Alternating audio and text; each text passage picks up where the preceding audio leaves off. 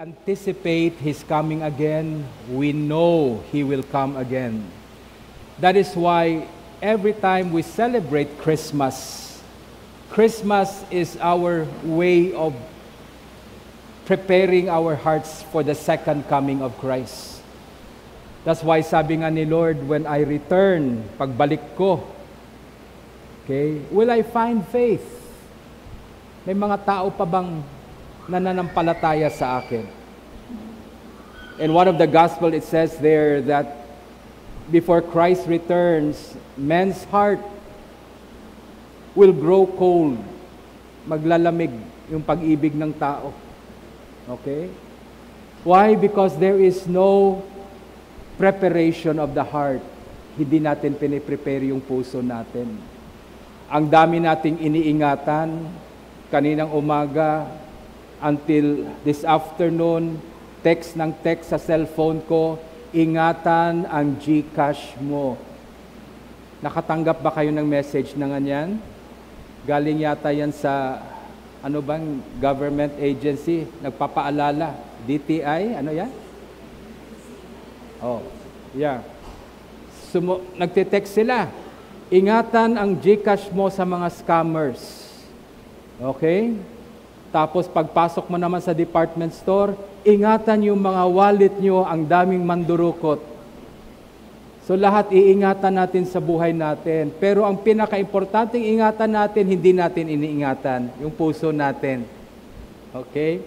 We have to be very careful with our heart.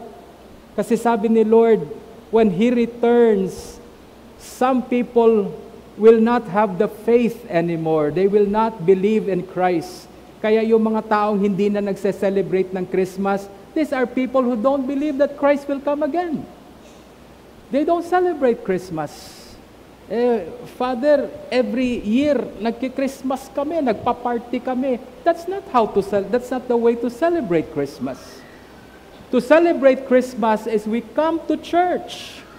We come together as a community because the community is God's gift to us. Amen? The sacrament of the body of Christ, the bread. Makikita natin, katawan talaga ni Kristo yan. Pero yung kanyang community, yung simbahan, tinatawag rin niya na katawan ni Kristo. The body of Christ is the church. If you cannot see Christ in community, how can you see Christ in the bread of the sacrament? Amen? How can you see Jesus in the altar if you cannot recognize Jesus in the person beside you?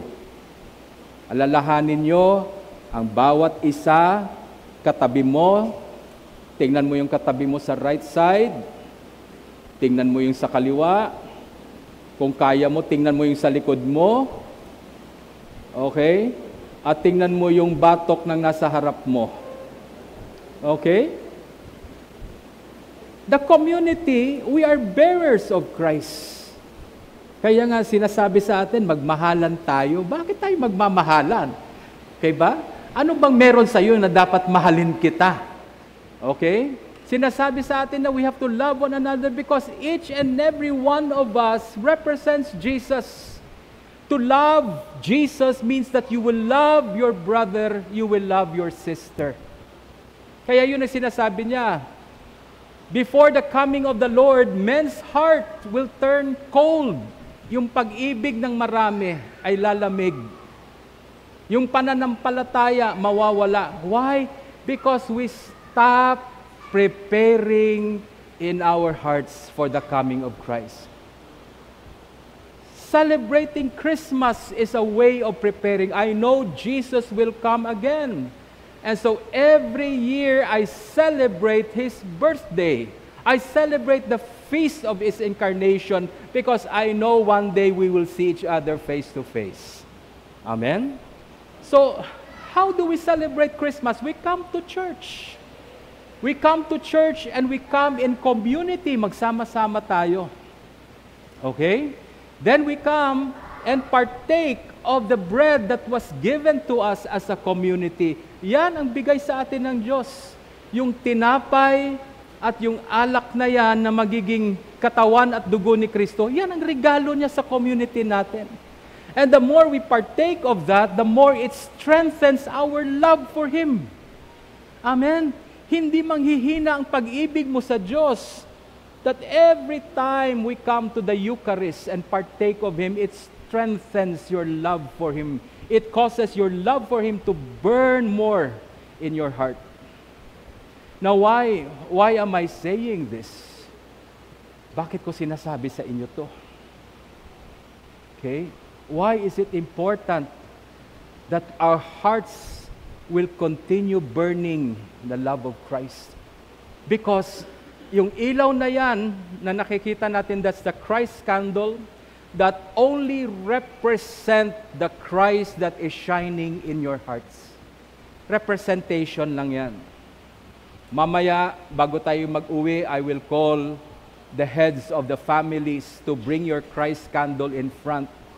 I will bless your Christ candle bago tayo umuwi. I will bless your Christ candle at sisindihan ko yan, yung Christ candle nyo. And for some of you who brought your candles, then the heads of the families will send. Light your candles. And we will go home with our candles lighted to remind us always that Christ is in our hearts and He is ever burning brightly in our hearts. Amen? Our Old Testament reading today talks of the darkness who have seen a great light. Couple of weeks ago, nagising ako brown out.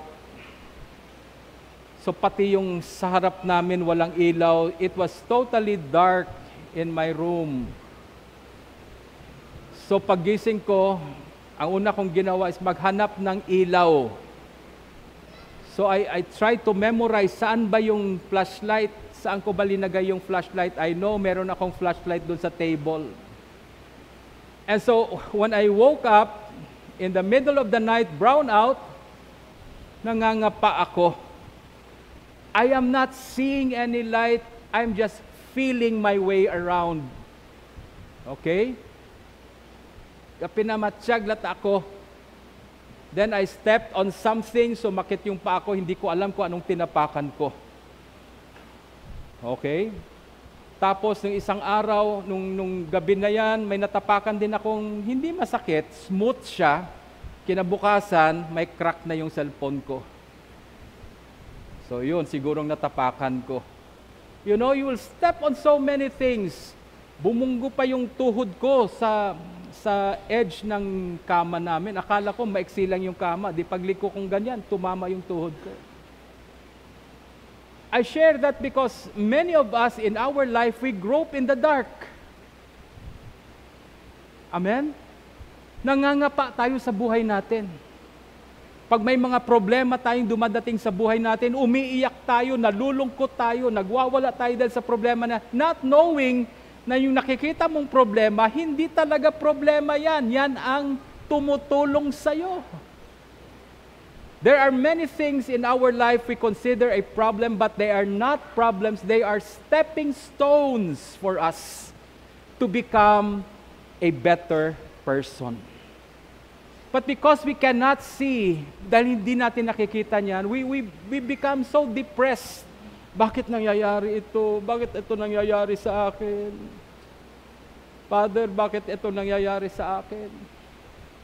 Not knowing that what's happening for you, it may seem like hindi maganda, pero yung nangyayari sa iyo, it's going to bring something good in your life. If you can see that, you will rejoice always. Amen? When a problem comes, hindi ka malulungkot. When a problem comes, wow, another opportunity. Blessing is going to come into my life. Why? Because the greater the blessings that will come your way, the greater the tests and the trials also will come your way. Amen? But the tests and the trials are there to strengthen you. The tests and the trials are there to improve your character so that when the blessing finally comes in your life, you are ready and you're able to enjoy that blessing. Why? Because you are prepared for that blessing. May mga taong pag binibless ni Lord, hindi handa ang puso sa blessing na yan. When it comes, it destroys them. Nasisira sila sa blessing ng Diyos. And God doesn't want to do that. He wants us not only blessed, but to enjoy the blessings. That's why there are things that happen to us. May mga problemang dumadating, but they're not actually problem if only we can see. Yan ang problema, nangangapa tayo sa buhay natin. Our first reading today speaks that of darkness, a great light came to them. No more, hindi na kayo mangangapa sa buhay nyo. It is a prophecy.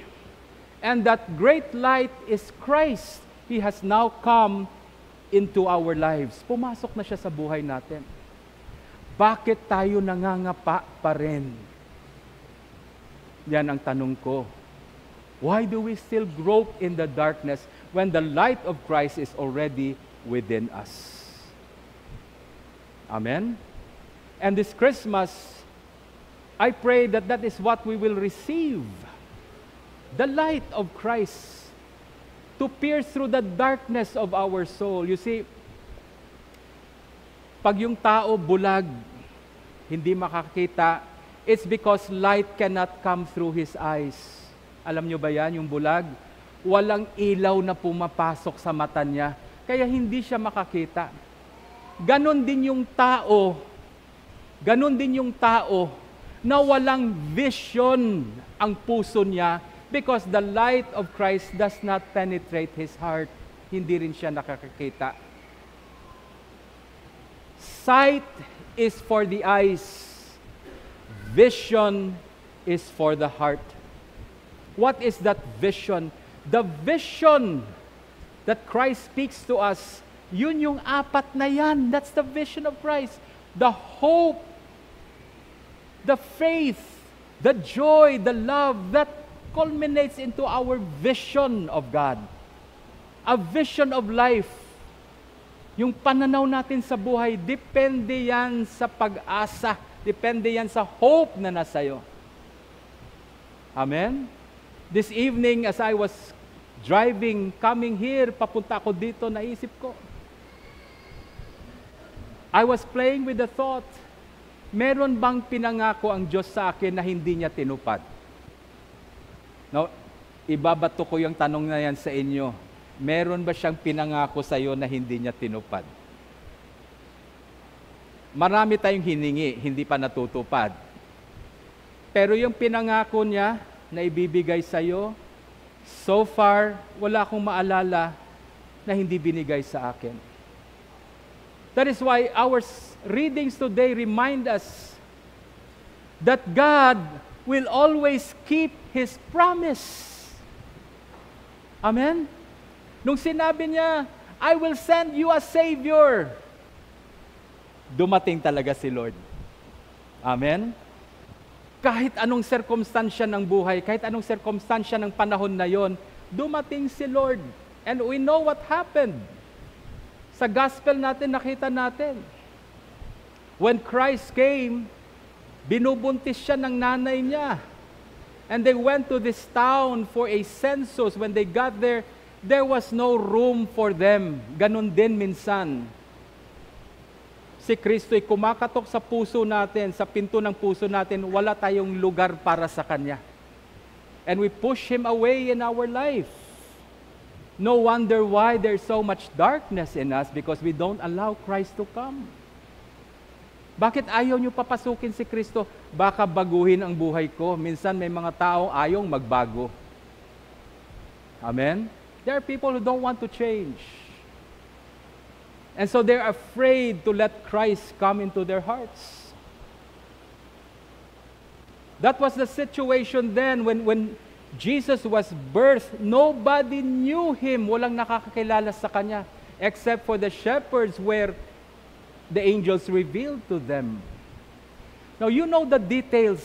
Every year kinikwento yung gospel na yan. Paulit-ulit yan. Pinapaulit-ulit sa atin. Kahit na pangit at masama yung sitwasyon, God was able to keep His promise. Amen? Because nothing in this world is strong enough to deter God from keeping His promise to you.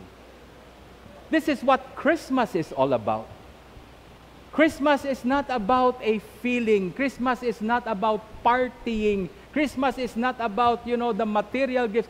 Christmas is about having Jesus in your life, coming into your heart, and that light opening your heart to the possibilities of God, to give you hope. Hope means that God keeps His promise.